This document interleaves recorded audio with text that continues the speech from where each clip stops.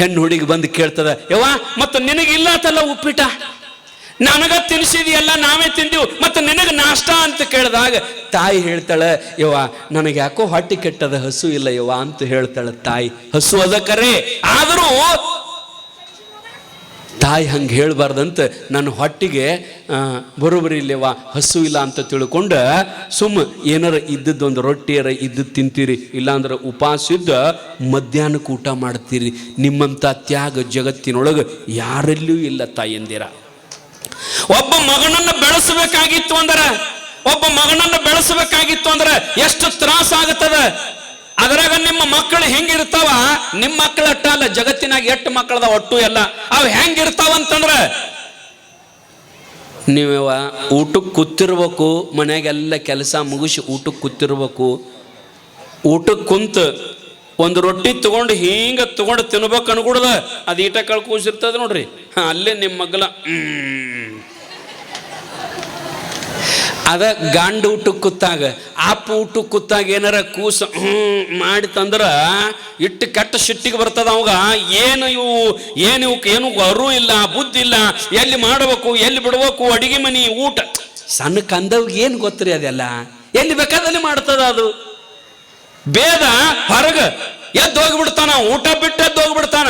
ಆದ್ರೆ ಅದ ತಾಯಿ ಊಟ ಮಾಡುವಾಗ ಮಗ ಹಿಂಗ ಮಾಡಿತು ಅಂತಂದ್ರೆ ಏನು ಮಾಡ್ತಾಳೆ, ಅರೆ ನನ್ನ ಮಗ ಹೊಲಸು ಮಾಡ್ಕೊಂಡದ, ನನ್ನ ಮಗ ಸಂಡಾಸು ಮಾಡದಂತ ಕೈಯಾಗಿನ ರೊಟ್ಟಿ ಕೆಳಗಿಟ್ಟು ಮತ್ತೆ ಕೂಸಿನ ತಗೊಂಡು ಹೊರಗೆ ಹೋಗಿ ನೀರು ತಗೊಂಡು ಅದನ್ನು ಸ್ವಚ್ಛ ತೊಳೆದು ತಂದು ಕುಂಡ್ರಿಸಿ ಮತ್ತೆ ಕೈ ತಕೊಂಡು ಊಟ ಮಾಡಕತ್ತಾಳ.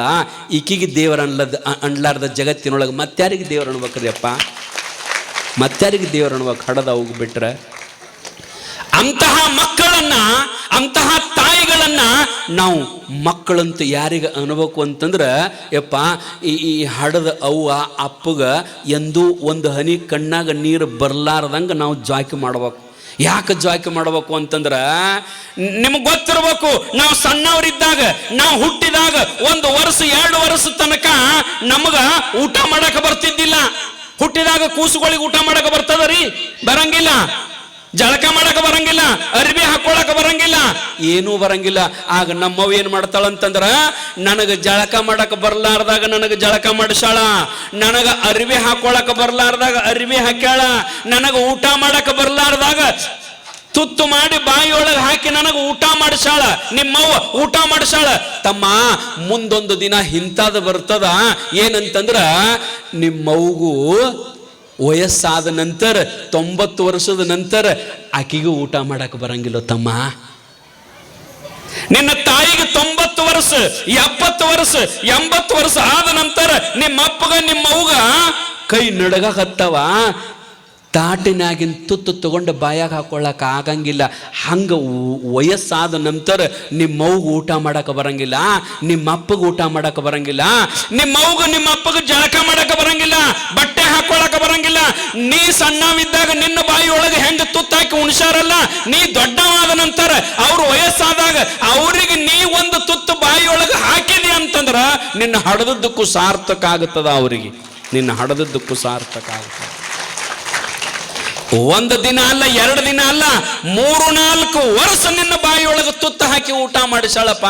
ಅದಕ್ಕೆ ವಯಸ್ಸಾದ ನಂತರ ಯಪ್ಪ ಒಮ್ಮೆ ತಾಯಿ ಹೋತಂದ್ರೆ ಸಿಗುದಿಲ್ರು ಯಪ್ಪ, ಮತ್ತೊಮ್ಮೆ ಎಂದೂ ನೋಡಕ್ಕೆ ಸಿಗಂಗಿಲ್ಲ.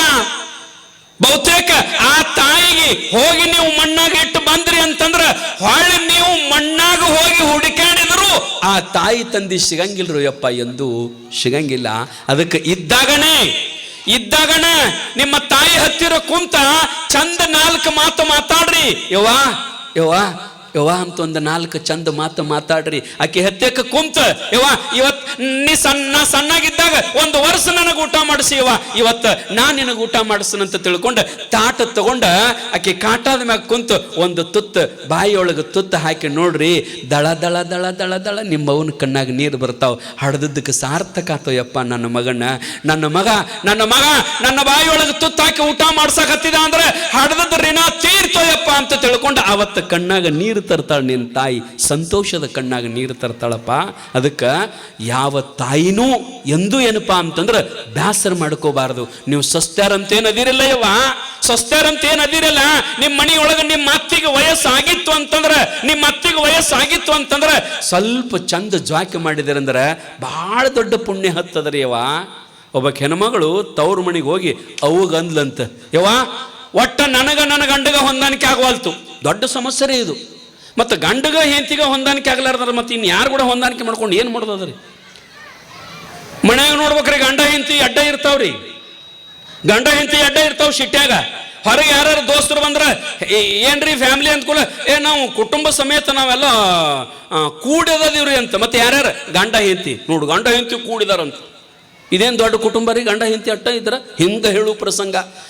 ಹೆಂಡತಿ ಒಬ್ಬಕ್ಕೆ ಹೆಣ್ಮಗಳು ಗಂಡನ ಮನೆಯಿಂದ ತವ್ರ ಮನೆಗೆ ಹೋಗಿ ಅವನ ಮುಂದೆ ನಿಂತು ಹೇಳ್ತಾಳೆ ಏನಂತಂದ್ರೆ, ಯವ್ವ ನನ್ನ ಗಂಡಗ ಒಟ್ಟು ಹೊಂದಾಣಿಕೆ ಆಗವಲ್ತು, ನನ್ನ ಗಂಡ ಕಾಡಕತ್ತಾನ, ಹೆಂಗಾರ ಮಾಡಿ ಒಟ್ಟು ನನ್ನ ಗಂಡನ ಕೊಲ್ವಕ ನಾನು. ನೋಡ್ರಿ, ನನ್ನ ಗಂಡನ ಕೊಂದು ಬಿಡ್ಬೇಕು, ಏನಾರ ಒಂದಿಟ್ಟು ಕೋಣ ಅವಾಗ ಹಾಕಿ ಅವನ್ನ ಶಿವಾಯನಮ ಮಾಡಿಬಿಡ್ತಾನಂತಂದಾಗ ಅವ್ರವ್ ಏನು ಮಾಡಿದ್ಲು ಅಂತಂದ್ರೆ ಕೈಯಾಗ ಒಂದಿಟ್ಟು ಪುಡಿ ಇತ್ತದ, ಚೀಟ್ ಕಟ್ಟಿ ಪುಡಿ ಕೊಟ್ಲದನ್ನ, ಇದನ್ನ ನಿನ್ನ ಗಂಡಗೆ ಹಾಕು, ನಿನ್ನ ಗಂಡಗೆ ಹಾಕು. ಅವ ಇದನ್ನ ತಿಂದ ತಿಂದ ತಿಂದ ತಿಂದ ಒಮ್ಮೆ ಸಾಯಂಗಿಲ್ಲ, ಅದು ಸ್ಲೋ ಪಾಯ್ಸನ್, ಒಮ್ಮೆ ಸಾಯಂಗಿಲ್ಲ. ಇದನ್ನು ತಿಂದ ಅವ್ನು ಸಾಯ್ಬೇಕಾದ್ರೆ 1 ತಿಂಗಳು ಬೇಕಾಗುತ್ತದ. ದಿವಸ ಟ ಹಾಕಂತಂದಾಗ ಹ್ಞೂ ಅಂತ ಬಂದಳು. ಆದ್ರೆ ಹೋಗುವಾಗ ಒಂದು ಮಾತು ಹೇಳಿದಳು ತಾಯಿ, ಮಗಳಿಗೊಂದು ಮಾತು ಹೇಳಿದ್ಲು ಏನಂತಂದ್ರೆ, ಯವ್ವ ಹೆಂಗೋ ಯಾಕೊಲ್ದಕತ್ತಿ ನಿನ್ನ ಗಂಡ ಇದನ್ನು ತಿಂದು ಹೋಗವದಾನ, ಸಾಯ್ತಾನ, ಇರುತಕ್ಕ 4 ಮಾತು ಚೆನ್ನಾಗಿ ಮಾತಾಡ, 1 ತಿಂಗಳ ತಕ ಇರು ತಕ ಅವನು ಕೂಡ ಚಂದ ಮಾತಾಡ, ಚಂದ ಬಾಳೆ ಮಾಡತ್ತಂದಾಗ ಹ್ಞೂ ಯವ್ವ ತಂದ್ಲು. ಮನೆಗೆ ಬಂದ್ಲು, ಅದನ್ನ ಊಟದಾಗ ಸಣ್ಣಂಗೆ ಹಾಕಾಕತ್ತಿದ್ಲು. ದಿವಸ ಇಟ್ಟು ವ್ಯವಸ್ಥೆ ಮಾಡಾಕತ್ತಿಳು ಗಂಡಗ. ಯಾಕಂದ್ರೆ ಹೆಂಗಿದ್ರು ಇನ್ನು 1 ತಿಂಗಳ ನಂತರ ಹೋಗೋದಟ್ಲ ಕಿರಿಕಿರಿ ಹೋಗತ್ತತ್ತಾಗತ್ತೇಳಿ ಚಂದ ಪ್ರೀತಿಯಿಂದ ಮಾಡಾಕತ್ತಿಳು. ಗಂಡ ಹೊರಗಿಂದ ಬರ್ಬಿಡ್ದ, ಬರ್ರಿ ಬರ್ರಿ ಬರ್ರಿ ಈಗ ಬಂದ್ರೇನ್ರಿ ಅಂತ ತಿಳ್ಕೊಂಡು ಅವಾಗ ಬಿಸಿನೀರು ಕಾಸು ಕೊಡೋದು, ಚಲೋ ಬಟ್ಟೆ ಒಗೆಯೋದು, ಆ ನಂತರ ಬಂದು ಮಲ್ಕೊಂಡ್ರೆ ಕಾಲು ಒತ್ತೋದು, ಇಷ್ಟು ಪ್ರೀತಿ ಮಾಡಾಕತ್ತಿಳು. ಅವನು ಈಕಿ ಪ್ರೀತಿ ಮಾಡೋದು ನೋಡಿ ಆಕಿ 100 ಪಟ್ಟು ಇವು ಪ್ರೀತಿ ಮಾಡಾಕತ್ತಿದ. ಆಕಿನ ಒಂದು ಮಾತು ಅನ್ನಂಗಿಲ್ಲ. ಆಕಿ ಸೀರೆ ಬೇಡಿದ್ರೆ ಸೀರೆ, ಬಂಗಾರ ಬೇಡಿದ್ರೆ ಬಂಗಾರ, ಇನ್ನೇನೇನೋ ಇರ್ತಾವ ನೋಡಿ, ಏನು ಬೇಡ್ತಾವ ಅದನ್ನು ಕೊಂಡು ಕೊಡುದು. ಹಿಂಗೆ ಮಾಡಾಕತ್ತಾನ. ಆಕಿ ಅಂದ್ಲು, ನನ್ನ ಗಂಡ ಇಟ್ಟು ಪ್ರೀತಿದ ನನ್ನ ಮ್ಯಾಲ, ನನ್ನ ಗಂಡ ಇಟ್ಟು ಪ್ರೀತಿದ ನನ್ನ ಮ್ಯಾಲ ಅಂತ ತಿಳ್ಕೊಂಡು ಅನುಗುಣದ ಒಂದು 20-25 ದಿವಸ ಆಗಿತ್ತು ರೀ. ನಿಮ್ಗೆ ಹೇಳ್ತಾನ ಭಾಳ ದುಃಖ ಮಾಡಕೊಳಕತ್ತಿಳು. ಗಂಡಗೆ ಹೇಳಾರ್ದ ತವ್ರ ಮನೆಗೆ ಓಡಿ ಹೋದ್ಲು. ಓಡೋಗಿ ಅವನ ಕಾಲ ಮ್ಯಾಗ ಬಿದ್ದ ಹಳ್ಳಾಗ ಉಳ್ಳಾಡಳ್ಳಕತ್ತಳು. ಯವ್ವ ನನ್ನ ಗಂಡಗೆ ನೀವು ವಿಷಯ ಯಾಕೆ ಕೊಟ್ಟಿ, ನನ್ನ ಗಂಡ ನನ್ನ ಮೇಲೆ ಬಹಳ ಪ್ರೀತಿ ಇದಾನ, ಅವನಟ್ಟು ಪ್ರೀತಿ ಯಾರದಾರ ಅಂತ ತಿಳ್ಕೊಂಡು ಅಳ್ಳಾಕತ್ತಿದಾಗ ಆಕೆ ಹೇಳಿದ್ಲು, ಹುಚ್ಚಿ ನಿನ್ನ ಗಂಡನ ಕೊಲ್ಲಾಕ ವಿಷ ಕೊಡಾಕ ನಾ ಏನು ಮೂರ್ಖದಳ್ದೀನಿ, ನಾ ಮತ್ತೇನು ಕೊಟ್ಟಿಲ್ಲ, ಪುಡಿ ಅಂತ ತಿಳ್ಕೊಂಡು ಕೊಟ್ಟದ್ದೇನಂದ್ರೆ ಸಕ್ರೆ ಪುಡಿ ಕೊಟ್ಟಿನ ಹುಚ್ಚಿ. ಅದರೊಳಗೆ ಏನು ಕೊಟ್ಟಿನಂದ್ರೆ ಸಕ್ರೆ ಪುಡಿ ಕೊಟ್ಟಿನಿ, ನಿನ್ನ ಗಂಡ ಸಾಯಂಗಿಲ್ಲ, ಅದು ವಿಷಯ ಅಲ್ಲ, ಹೋಗಿ ಚಂದ ಬಂಗೆ ಬಾಳೆ ಮಾಡಂತ ತಿಳ್ಕೊಂಡು ಮತ್ತೆ ಕಳಿಸಿದ್ಲಂತ. ಆ ರೀತಿಯೊಳಗ ಅತ್ತಿ ಅನ್ನಕ್ಕೆ ಏನದ ನೋಡ್ರಿ ಅವ ಮನ್ಯಾಗ ನಾವು ಸ್ವಲ್ಪ ಹೊಂದಾಣಿಕೆ ಮಾಡ್ಕೊಂಡು ಹಾದಿವಂತಂದ್ರೆ ಮಣಿ ಭಾಳ ಚಂದ ಇರ್ತದೆ ರೀ ಅವ. ಅದಕ್ಕೆ ತಾಯಿ ಅಂತಂದ್ರೆ ಜಗತ್ತಿನೊಳಗೆ ಅಕಿಯಂತ ದೇವ್ರು ಯಾರೂ ಇಲ್ಲವ. ಯಾರಾದರೂ ನಿಮ್ಮ ತಾಯಿ ಬದುಕಿದ್ಲು ಅಂತಂದ್ರೆ, ನಿಮ್ಮ ತಾಯಿ ಬದುಕಿದ್ಲು ಅಂತಂದ್ರೆ ತಾಯಿ ಹತ್ತೆಗೆ ಹೋಗಿ ಕುಂತೆಯಪ್ಪ, ತಾಯಿ ತೊಡೆ ಮ್ಯಾಗ ತಲೆ ಇಟ್ಟು ಮಲ್ಕೋರಿ, ಅದರಂಥ ಸುಖ ಜಗತ್ತಿನೊಳಗೆ ಯಾವುದೂ ಇಲ್ಲ. ನೀನು ತಾಯಿ ತೊಡಿ ಅಂದ್ರೆ ಕೈಲಾಸ ಇದ್ದಂಗ, ತಾಯಿ ತೊಡಿ ಅಂದ್ರೆ ಅದ ಕಾಸಿ ಇದ್ದಂಗ. ನೀ ಎಲ್ಲಿ ಬೇಕಾದಲ್ಲಿ ಹೋದ್ರೂ ತಾಯಿಗಿಂತಲೂ ದೊಡ್ಡದು ಜಗತ್ತಿನೊಳಗೆ ಯಾವುದೂ ಇಲ್ಲಪ್ಪ. ಊರೊಳಗೆ ಯಾವುದೋ ದೇವರಿಗೆ ನಮಸ್ಕಾರ ಮಾಡಕ್ ಹೋಗೋಕ್ಕಿಂತಲೂ ಮುಂಜಾನೆ ಎದ್ದು ಕೂಡ್ಲೆ ನಿನ್ನ ತಾಯಿ ಪಾದಕ್ಕೆ 1 ಸಾರಿ ನಮಸ್ಕಾರ ಮಾಡೋಯಪ್ಪ. ನಿನ್ನ ತಾಯಿ ಪಾದಕ್ಕೆ 1 ಸಾರಿ ನಮಸ್ಕಾರ ಮಾಡಿದೆ ಅಂದ್ರ ವಿಶ್ವದ 3,000,000 ದೇವತೆಗಳಿಗೆ ನಮಸ್ಕಾರ ಮಾಡಿದ ಪುಣ್ಯ ಬರ್ತದಪ್ಪ.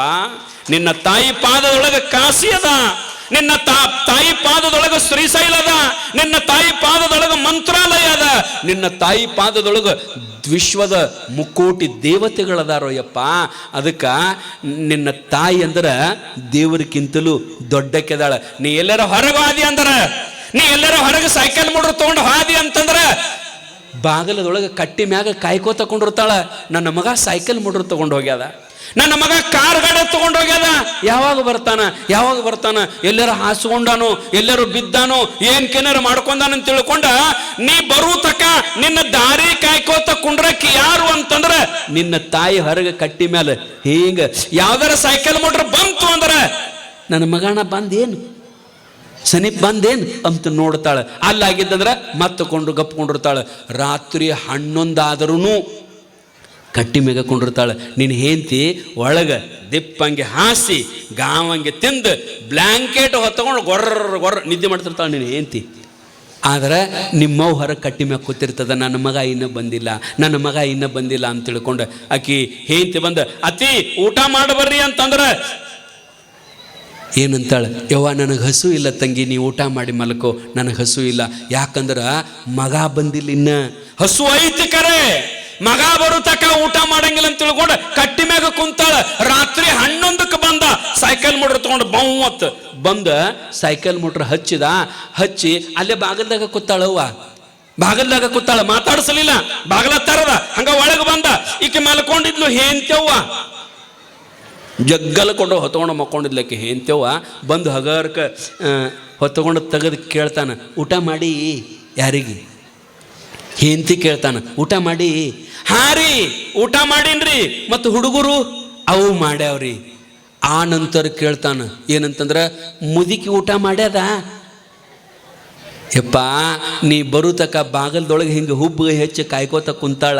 ಆಕಿನ ದಾದ ಮಾಡ್ಲಾರ್ದ ಒಳಗೆ ಬಂದು ಹೆಂಡತಿ ಹೊತ್ತಗೊಂಡದ್ದು ತೆಗೆದು ಊಟ ಮಾಡ್ಯದೇನಂತ ಕೇಳ್ತೀಯಲ್ಲೋ ಯಪ್ಪ.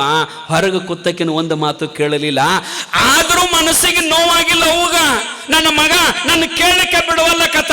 ತನ್ನ ಹೆಂಡತಿನ ಕೇಳ್ದ, ತನ್ನ ಮಕ್ಕಳನ್ನ ಕೇಳ್ದ, ನಂದೇನದ ಬಿದ್ದು ಹೋಗು ಗಿಡ, ನಾ ಇವತ್ತು ಇಲ್ಲೇ ನಾಳೆ ಅಲ್ಲೇ. ತಾವು ಗಂಡ ಹೆಂಡತಿ ಚಂದಿದ್ರೆ ಸಾಕಂತ ತಿಳ್ಕೊಂಡ ಆಕೇನ ತಪ್ಪು ತಿಳ್ಕೊಂಡಿದ್ದಿಲ್ಲ, ಆಕೆಗೆ ದುಃಖ ಆಗಲಿಲ್ಲ.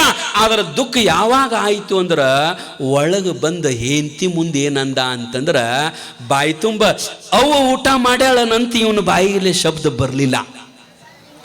ಇವನು ಬಾಯಿಲೆ ಹೆಂಡತಿ ಮುಂದೆ ಕೇಳುವಾಗ ಏನಂತಾನಂತಂದ್ರ, ಮುದುಕಿ ಊಟ ಮಾಡ್ಯದ? ಎಂತ ಮೂರ್ಖದಿಯೋ, 9 ತಿಂಗಳು ನಿನ್ನ ಹೊಟ್ಟ್ಯಾಗ ಹೊತ್ತಕೊಂಡ ಸಾವು ಬದುಕಿನ ಮಧ್ಯೆ ಹೋರಾಡಿ ನಿನಗೆ ಜನ್ಮ ಕೊಟ್ಟ ತಾಯಿಗೆ ಬಾಯಿ ತುಂಬ ಅವ್ವ ಅನ್ನೋ ಶಬ್ದ ಬರಲಿಲ್ಲಲ್ಲೋ ಯಪ್ಪ. ಮುದುಕಿ ಅಂತ ನೀ ಏನಂದೆಲ್ಲ, ಆಗ ಆಕಿ ಕರಳ ಕರ ಕೋದಂಗಾತಂತವು. ಆಗ ಕಣ್ಣಾಗ ನೀರು ಬಂದು ಅಂತ. ನನ್ನ ಮಗ ತನ್ನ ಹೆಂಡತಿ ಮುಂದೆ ನನಗೆ ಅಪಮಾನ ಮಾಡಿದಲ್ಲ, ಬಾಯಿ ತುಂಬ ಅವ್ವ ಅಮ್ಮ ತಾಯಿ ಅಂತ ಅನ್ಲಿಲ್ಲಲ್ಲ, ಮುದುಕಿ ಅಂತ ಅಂದಲ್ಲ, ನನಗೆಷ್ಟು ನೋವು ಆಯ್ತಂತ ತಾಯಿ ಆಗ ನೋವು ಪಡ್ತಾಳಂತ. ನಿಮ್ಮ ಮನ್ಯಾಗ ನಿಮ್ಮ ನೋವು ಬದುಕಿದ್ಲು ಅಂತಂದ್ರೆ ಹೊರಗಿಂದ ಬಂದ್ರಿ ಅಂದ್ರೆ ಬಾಯಿ ತುಂಬ ಅವ್ವಾ